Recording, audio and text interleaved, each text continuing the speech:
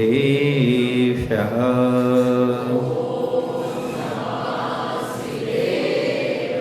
ॐ नमः सिद्धेभ्यः।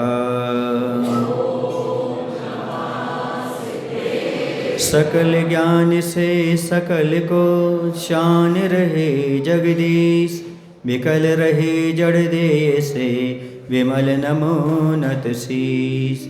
शांतिनाथ हो शांति कर शाता शाता शांत, केवल केवल ज्योति में क्लांति मिटे सब ध्यान, क्लांति मिटे सब ध्यान। बोले देवादिदेव शांतिनाथ भगवान की। जितने लोग बैठे वैसे आवाज तो नहीं। बोले आचार्य गुरुदेव श्री विद्यासागर जी महाराज की, आचार्य समय सागर जी महाराज की।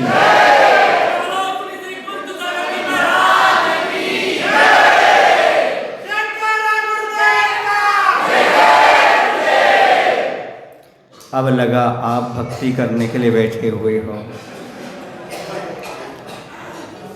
प्रत्येक व्यक्ति भगवान की भक्ति करना चाहता है, लेकिन भक्ति करते समय सावधानी रखना बहुत जरूरी होती है। भक्ति से मुक्ति मिलती है, मुक्ति मिलती है, शक्ति मिलती है, पर कब मिलती है? जब जीवन में विवेक जागृत हो जाए तब मिलती है।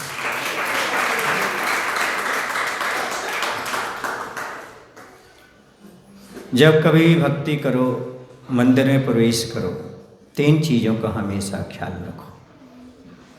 यदि इन 3 चीज़ों का ख्याल रखते हो तो जीवन में आपकी भक्ति करना, मंदिर आना, धार्मिक अनुष्ठान करना सार्थक हो जाएगा। वह पहला यदि कोई ध्यान रखने योग्य महत्वपूर्ण तत्व है तो उसका नाम है विवेक। जब कभी भी आप भक्ति करो तो विवेक अवश्य रखो। कैसा विवेक रखो? कैसे वस्त्र पहन करके मंदिर आना, भक्ति करना, कैसा द्रव्य लेकर के भगवान की भक्ति करना, पूजन करना, किस प्रकार से अपने विचारों को संभाल करके भगवान की भक्ति करना। सबसे पहली चीज़ तो ये है कि शुद्ध वस्त्रों का विवेक अवश्य रखें। मंदिर पवित्र स्थान होता है। जिन प्रतिमा तो पवित्र है ही, लेकिन मंदिर भी पवित्र होता है। ऐसे स्थानों पर पवित्र वेशभूषा के साथ आना चाहिए। सबसे पहले तो विवेक रखो कि पैर धो करके ही मंदिर में प्रवेश करना चाहिए। शुद्ध वस्त्र पहन करके भगवान का अभिषेक, पूजन, भक्ति आदि करना चाहिए। यदि इतना विवेक आप अपने जीवन में रखते हैं कि मुझे शुद्ध वस्त्र पहन करके ही भगवान की भक्ति करना है, मैं पूछना चाहता हूँ, नाखून पॉलिश लगाकर भक्ति करने वाला क्या भगवान का भक्त हो सकता है? लिपस्टिक लगा करके भगवान का अर्घ्य चढ़ाने वाला क्या शुद्धि का हो सकता है? खून क्या शुद्ध होता है? तुमने सारे परिसर को अशुद्ध कर दिया। तुमने शुद्धि का बिल्कुल विवेक नहीं रखा। जितना तुमने पुण्य नहीं कमाया उतना पाप का बंद कर लिया। तो शांतिनाथ भगवान का विधान कर रहे हो, तो भगवान की पूजन कर रहे हो, तो सिद्ध चक्र विधान कर रहे हो, भगवान की भक्ति कर रहे हो, तो भक्त को इतना विवेक रखना चाहिए, अशुद्ध पदार्थ लगा कर कहीं मंदिर नहीं आना चाहिए, तभी भक्ति का सही फल प्राप्त हो। अशुद्धि फैलाने वाले को कभी भी पुण्य का बंध नहीं होता, पाप का बंध और होता है। इसलिए अशुद्ध वस्त्र हों और अशुद्ध पदार्थ हों लगा कर कहीं मंदिर नहीं आना चाहिए। एक विवेक और ध्यान रखना, कभी भी खाली हाथ मंदिर नहीं आना चाहिए। खाली हाथ भगवान की पूजन नहीं करना चाहिए। खाली हाथ विधान नहीं करना चाहिए। कुछ ना कुछ द्रव्य लेकर के अवश्य आना चाहिए। जो खाली आते हैं वो खाली चले जाते हैं, जो दोनों मुट्ठी भर के आते हैं वो सब कुछ लेकर के चले जाते हैं। खाली हाथ कभी भगवान की भक्ति नहीं की जाती, गुरु के दर्शन नहीं किए जाते, कुछ ना कुछ लेकर के आते हैं। वैसे भी नीति वाक्य है, वैद्य या डॉक्टर के पास खाली हाथ नहीं जाना कभी, राजा के पास खाली हाथ नहीं जाना कभी, कुछ न कोई उपहार लेके जाना, और गुरु और प्रभु के पास भी खाली हाथ नहीं जाना चाहिए। इतना विवेक अवश्य होना चाहिए। इसके साथ ही साथ मैं कहता हूँ लोगों को लिखना ना पड़े, कृपया यहाँ हाथ धोएं, कृपया यहाँ जूते चप्पल उतारें, कृपया यहाँ पर सोले के वस्त्र पहने, ऐसा कहना ना पड़े। ये विवेक प्रत्येक गृहस्थ को पहले से ही होना चाहिए, पहले से विवेक होना चाहिए, कहना ना पड़े।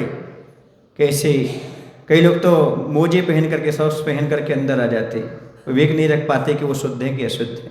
कुछ लोग ऊनी वस्त्र पहन करके भगवान की भक्ति कर लेते, मंदिर आ जाते हैं, वो समझ नहीं पाते ऊनी वस्त्र शुद्ध है कि अशुद्ध है।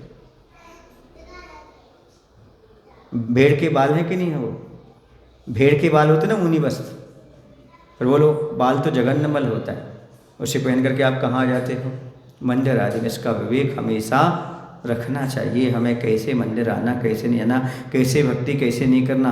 क्या होता है, आप लोग भक्ति तो करते हो, फिर बाद में भगवान को लाहे ना देते, मंदिर को लाहे ना देते हो। हम इतनी भक्ति करते थे, इतने विधान करते, इतनी पूजन करते, कोई फल क्यों नहीं मिला?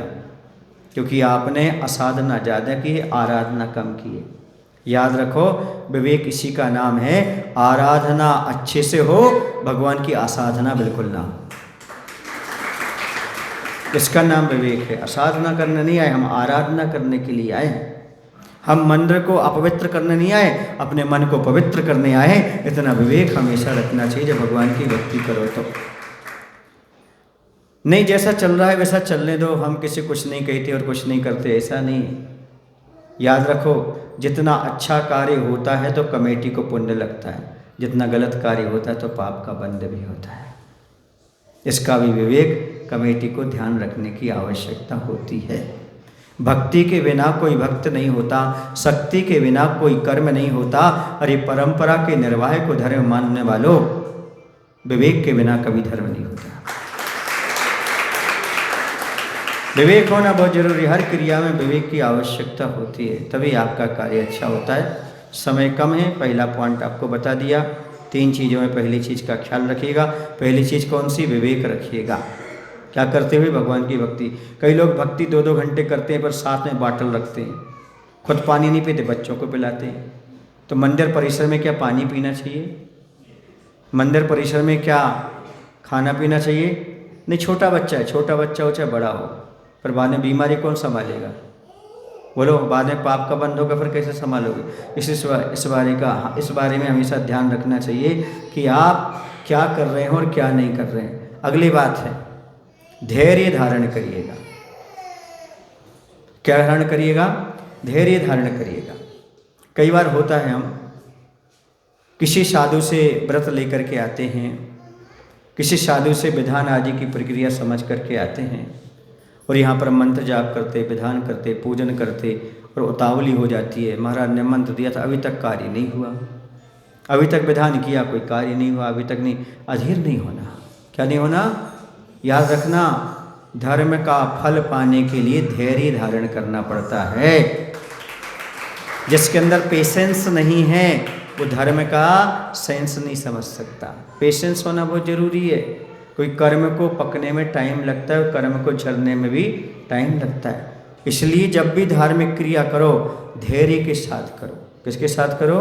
इसका फल मिलेगा, आज नहीं तो कल मिलेगा। अरे यहाँ तो क्या, मरुस्थल में भी जल मिलेगा। तो श्रद्धा होना चाहिए हमारे लिए कि हम जो क्रिया कर रहे हैं वो हमारी सही क्रिया है, इसमें किसी प्रकार का कोई भी कम बेशी होने वाली नहीं है। ये क्रिया हमें फल देगी, निश्चित रूप से फल देने वाली है। आप लोग ना तो भोजन शांति से करते हो, न भजन शांति से करते हो, और सामने वाले को भी शांति से भोजन नहीं करने देते हो और भजन भी नहीं करने देते हो। हर चीज़ में उतावली। महाराज तक को कैसे, महाराज अभी एक हाथ गिलास में लिए तो दूसरा, अब आपको जब लेना दे लो, हमारी कटोरी से ले लो। आप हमें 4 गिलास देना है, अब आप चाहे एक बार में लो चाहे 4 बार, आपकी व्यवस्था है। आप सोच पा रहे कि नहीं सोच पा रहे, हमें तो दे के भागना है। तो क्या करें? भोजन और भजन शांति से करना चाहिए। यदि भोजन अच्छे से नहीं करोगे तो बीमार पड़ोगे, तुम्हारा शरीर अस्वस्थ हो जाएगा। और धैर्य के साथ धर्म नहीं करोगे, भक्ति नहीं करोगे, तुम्हारा मन अस्वस्थ हो जाएगा। शरीर को स्वस्थ रखना है तो धैर्य के साथ, शांति के साथ भोजन करें। और यदि मन को पवित्र रखना है तो धैर्य के साथ, शांति के साथ पूजन करें, आकुलता ना करें। अब 4:30 बज गए, अब 5 बज गए, विधान तो रख लिया है, अब पूरे अर्घ्य चढ़ाएं कि नहीं चढ़ाएं। पेशेंस रखो, धैर्य रखो। हमारे लिए क्या करना है? भगवान की अच्छे से पूजन करना है। समय मिला है, रविवार का दिन है, आज की शाम गुरु और प्रभु के नाम। आज हमारा पूरा दिन क्या में रहेगा? भगवान की भक्ति में रहेगा।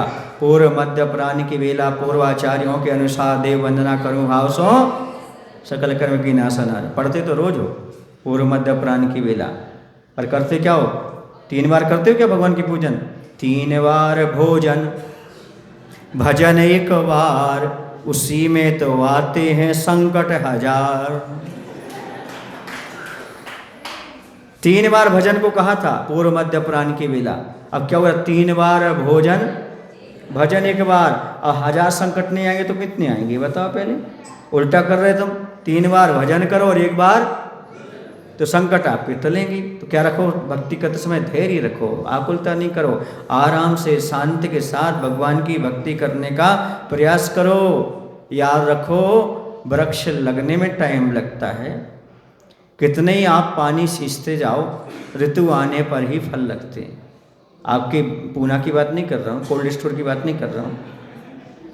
वृक्ष में तो फल समय से ही आएगा ना, कितना भी पानी खींचते जाओ। कारज धीरे होत हैं, काय होत अधीर। सुन रहे कि नहीं? समय पाए तरवर फलें, केतक सींचो नीर।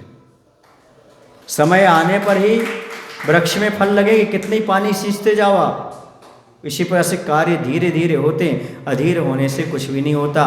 कहते हो उतावला सो बावला। बावला समझते हो? मूर्ख। उतावला, बावला, मूर्ख, फूल समझते आप लोग कि नहीं समझते? कि मूर्ख हो क्या? समझते हो ना गुरु जी महाराज जी? तब उतावली नहीं करना और बावला नहीं होना, थोड़ा धैर्य रखना, पेशेंस के साथ काम करना है। परिणाम आने में थोड़ा सा समय लगता है। एक बार की बात है, एक नया नया व्यक्ति था, उसे मालूम नहीं था खेती किसानी कैसे की जाती है। उसने खेत देख लिए, बोली चने के खेत है, अच्छा उसने भी चना बो दिया। बोने के बाद सुबह गया, उखाड़ के देख रहा है उसमें कुछ आया कि नहीं आया, फिर ढक दिया। फिर दूसरे दिन फिर उखाड़ के देख रहा है,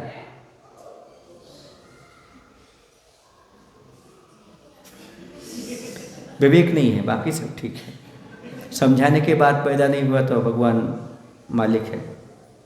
फिर क्या कह रहा था? चना उखाड़ के रोज देख रहा था वो, तो ऐसे में आएगा क्या? बोलो भाई, अंकुर आएगा क्या उसमें? नहीं आ सकता। थोड़ा धैर्य रखो, 10-20 दिन इंतजार करो, अपने आप वो जमीन को उखाड़ करके बाहर आएगा। ऐसे घबराओ मत, मंत्र जाप करो, भगवान की भक्ति करो, छप्पर फाड़ करके आएगा। पेशेंस रखने की आवश्यकता है, धैर्य रखने की आवश्यकता है। बीज बो करके उखाड़ कर नहीं देखा जाता, वो तो अपने आप उखाड़ करके दिखा देता है, उखड़ करके दिखा देता है। ऐसे जब भक्ति करते हो, भगवान का कुछ भी कार्य करते हो, धार्मिक अनुष्ठान करते हो, तो उस समय इतना विवेक रखना चाहिए। हमें क्या रखना है? पेशेंस रखना है। उतावली करने से कोई फायदा नहीं होता। आप लोग समझते होंगे सब चीज़ें सहज प्राप्त हो जाती हैं, यह ध्यान रखो। बहुत भाव भाव का पुण्य होगा आप लोगों का, जो जैन कुल आपको प्राप्त हुआ, ये मान। जैन कुल में भी आपकी अभी सद्बुद्धि बनी हुई है कि हम भगवान की भक्ति कर लें।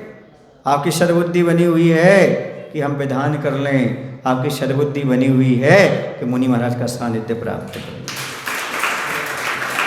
ये कम नहीं है, ये ध्यान रखना, ये कम नहीं है आपके लिए। बहुत बड़ी चीज़ आपको उपलब्ध हुई है, भगवान की भक्ति। एक जगह लिखा हुआ है, निर्धन वह नहीं होता जिसके पास धन नहीं होता, निर्धन तो वो होता है जिसकी भगवान के प्रति श्रद्धा और भक्ति नहीं होती।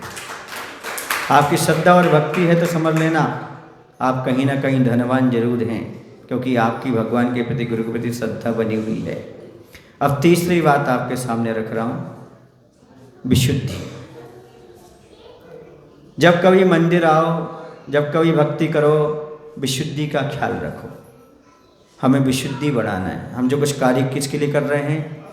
प्रसिद्धि के लिए नहीं, विशुद्धि के लिए कर रहे हैं। हमारी विशुद्धि बढ़ना चाहिए। इसी विशुद्धि को आप आनंद बोलते हो। आज के आनंद की आनंद कर्म दहनोद्धार लिखा है। यही आनंद कर्म रूपी ईंधन को जलाने का कारण बनता है। और अन्न माने विशुद्धि। जब हम भगवान की भक्ति करते हैं तो हमारे अंदर विशुद्धि पैदा होती है, और वही विशुद्धि हमारे कर्म निजरा को जलाने में कारण हुआ करती है, जिससे आप बोलते हो आज के आनंद की जय हो। तो बोलो, आज आपको आनंद आया क्या? कितने लोगों को आनंद नहीं आया? जब ताली बजाओ। अच्छा, कितने को आनंद आया?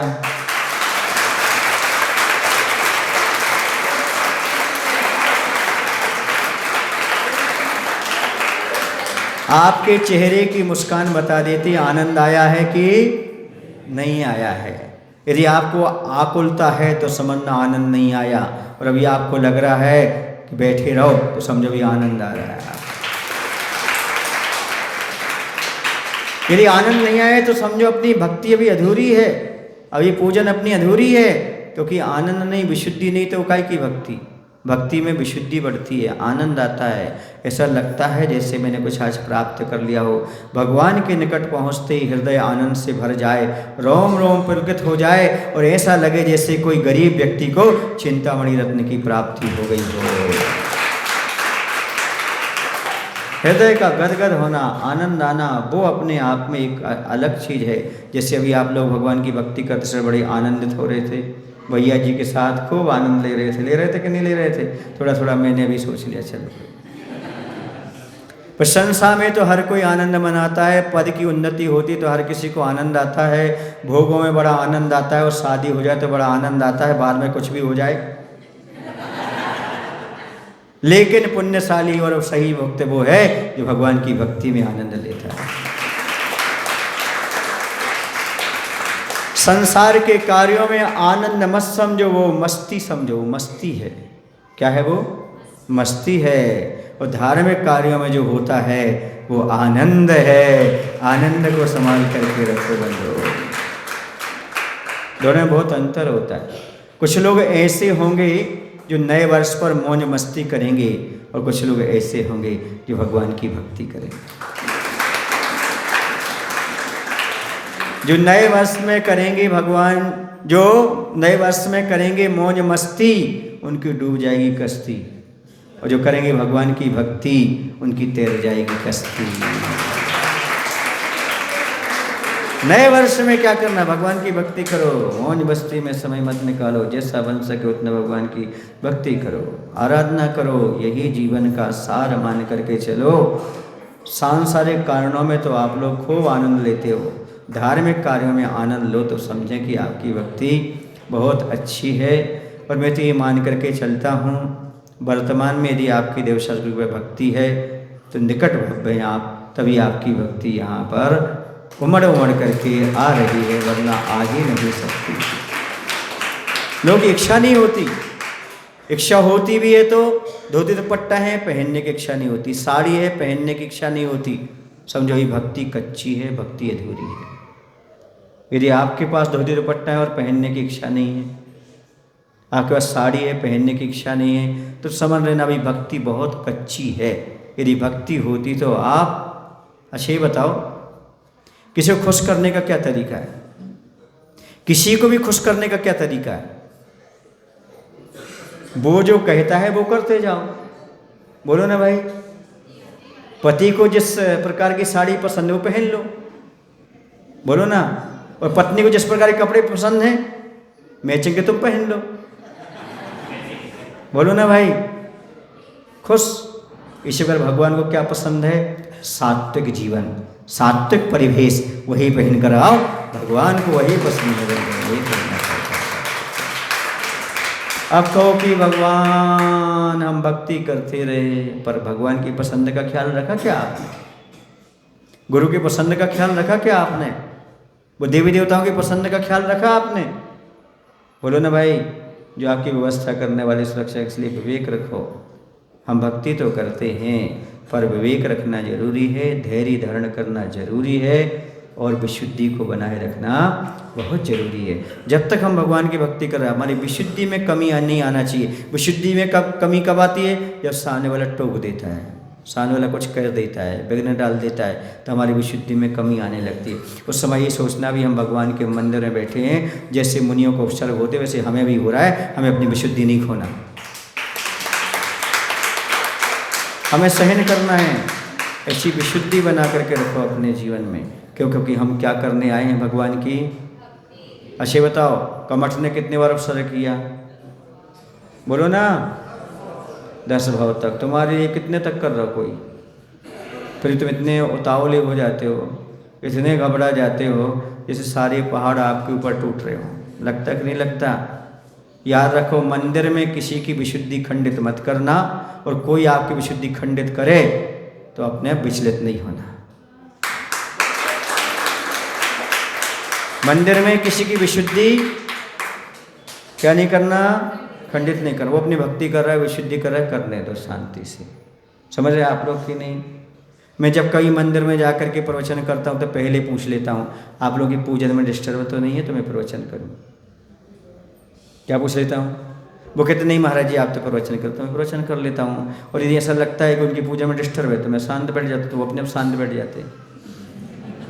समझ गए ना? क्योंकि मैं किसी की पूजन में, भक्ति में क्या नहीं डालना चाहता हूँ? नहीं डालना चाहूँ। और मैं तो कहता हूँ प्रवचन सबसे बड़ी भक्ति नहीं है क्या? बोलो ना, प्रवचन भक्ति नहीं आया क्या? हाँ, बहुशत भक्ति नहीं आया क्या? और प्रवचन भक्ति नहीं आया क्या? तो भक्ति नहीं है क्या? वह भी तीर्थंकर प्रकृति को देने वाली है, यदि आप प्रवचन अच्छे सुन रहे हो तो। जैसे पूजन से तीर्थंकर प्रकृति का बंध होता ना, वैसे ही प्रवचन सुनने से भी तीर्थंकर प्रकृति का बंध होता है। पर आप लोग पढ़ते कहाँ हो, सुनते कहाँ हो? लकीर के फकीर। हम जब चंदन घिसेंगे, जब हम लगा लेंगे, जब हम बर्तन धोएंगे, जब तक आधे प्रवचन निकल जाएंगे, फिर हम पहुँचेंगे। हम प्रवचन भी सुनकर आए हैं, पूजन भी सुनकर आए, तुमने कच्छू नहीं करो। ये भ्रम में मत रहो, हम सब कछु करके आ गए। याद रखना, प्रवचन भी एक भक्ति है। क्या है? भक्ति है। समझ लेना एक अच्छी तरह से। आप जब बिहार चल रहा था, आचार्य के साथ बिहार कर रहे थे, तो एक सज्जन प्रतिमाधारी थे। उन्होंने बोला आचार्य जी आपके साथ तो प्रतिमाएं चलती नहीं हैं, हम लोग के देव दर्शन का नियम कैसे पूरा होता है? आचार्य ने कहा अष्टपहर पढ़ लो, उसमें लिखा है मुनि ही चैत्यालय हैं, मुनि ही चैत्र हैं, मुनि ही जिनबिंब है। और उन्होंने कहा चौके में जो पूजन कर लेते हो वो पूजन में आ जाती है।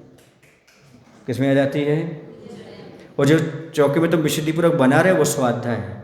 महाराज क्या लेते क्या नहीं लेते, भक्ष वक्ष का ख्याल रखना। बोलो ना भाई, नवदा भक्ति क्या स्वाध्याय में नहीं आती क्या?